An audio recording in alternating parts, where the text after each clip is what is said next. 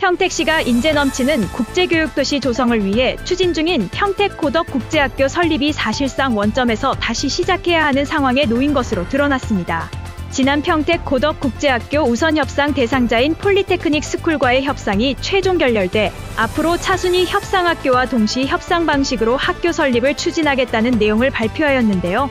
더욱이시는 오는 2026년 개교를 목표로 추진했던 국제학교 설립마저 한치 앞을 내다보기 힘든 안개 정국으로 빠져들면서 이에 국제 신도시가 아니라 국내 신도시라는 등의 시민들의 원성이 거센 것으로 나타났습니다. 이에 평택시가 고덕국제학교 설립 계획을 확고히 하며 올해 안에 학교 선정을 완료하겠다고 밝혔는데요. 자세한 소식 평택 영신탑 부동산 유 소장이 정리해 보았습니다. 안녕하십니까? 평택 영신탑 부동산 유 소장입니다. 2024년 5월 10일 평택 상공회의소 컨퍼런스룸에서 개최된 고덕국제화계획지구 현안사업 설명회에서 고덕국제학교 외에도 알파탄약고 이전 및 고덕국제화 계획지구의 3단계 개발, 도시철도망 구축, 행정타운 건립, 복합 커뮤니티센터 건립 등 22개 현안에 대한 설명과 질의가 이어졌습니다. 이날 열린 설명회에서 평택 고덕국제학교의 설립안건이 가장 큰 대두로 자리하였는데요.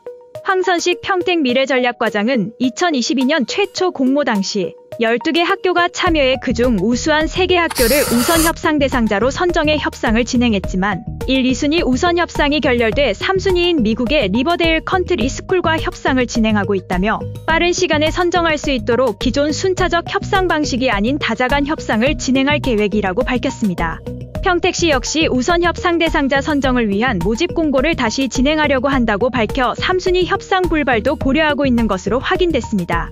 설명회에 참석한 고덕국제화지구 주민들은 그동안 1, 2순위 협상에도 2년이라는 시간이 걸렸는데 올해 남은 7개월 내에 선정이 가능하겠냐며 부정적 반응을 보이자 황선식 과장은 변수가 많아 기간이 더 소요될 수는 있다면서도 최선을 다해 연말까지 성공시키겠다는 굳은 의지로 봐달라고 설명하였습니다. 사정이 이렇다 보니 일부 시민들은 이런저런 이유로 평택 고덕국제학교 설립이 차일피일 1년씩 뒤로 밀리다 결국 백지화되는 것 아니겠냐면서 시작 단계부터 철저한 계획 수립이 이뤄지지 않으면 자칫 홍보성 공약 남발로 끝날 우려가 커 보인다고 전했습니다.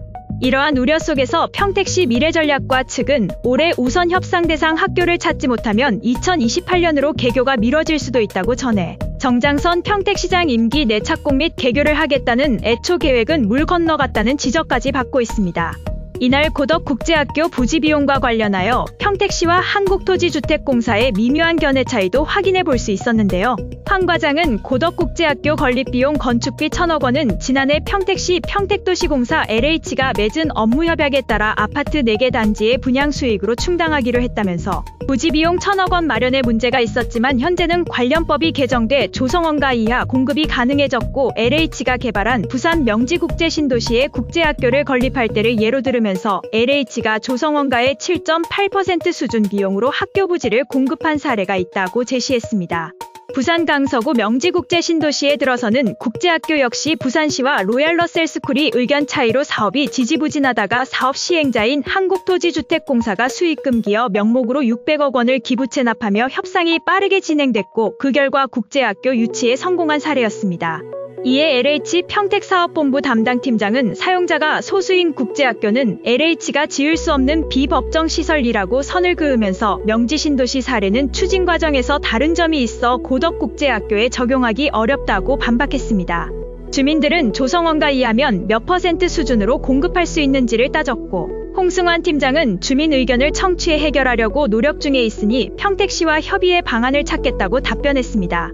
국제학교는 학교를 설립한 외국학교 법인이 수익을 본교로 가져갈 수 없으며 설립에 대한 초기 비용 부담이 크기 때문에 국제학교 유치를 위해서는 사업 특성에 맞는 투자 유치 전략이 중요합니다. 따라서 평택시가 고덕국제학교를 올해 안에 선정하겠다고 나선 이후 지역민 전체와 상생하며 장기적으로 국제 신도시의 정주 여건 기반이 될 학교를 유치할 수 있도록 노력하기를 바랄 뿐입니다. 더하여 알파탄약고 이전과 관련하여 지난해 6월 한미 간 합의에 따른 이전 탄약고 설계가 최근 완료돼 공사를 시작할 예정이라며 TF팀을 구성해 6월부터 탄약고 이전 및 미군 측과 협의 이전 탄약고 건설을 동시에 진행해 알파 탄약고 이전을 2026년 하반기에 완료할 계획이라고 밝혔습니다. 또한 2025년 초 국방부와 협의해 주변 군사보호구역 해제를 추진하고 패키지형 공모로 사업기간을 줄여 2025년 12월에 3단계 개발을 마무리할 방침이라고 밝혔는데요. 동탄 신도시의 많은 분양을 진행하면서 입주폭탄이라는 부작용과 어려운 시기를 거쳤지만 지금은 입주로 인해 채워진 도시의 인구가 동탄의 가치를 높여주고 있듯 평택 고덕 신도시도 지금이라도 3단계의 구축 속도를 높여야만 하는 상황이라고 생각합니다. 결국 사람이 많고 일정한 수준 이상의 소득이 있는 가구 수가 많은 지역들에서 부동산으로 유입될 수 있는 유동성들이 발생을 하기에 평택 자체의 규모와 소비력을 봤을 때 매력 있는 곳이라는 생각에는 변함이 없습니다.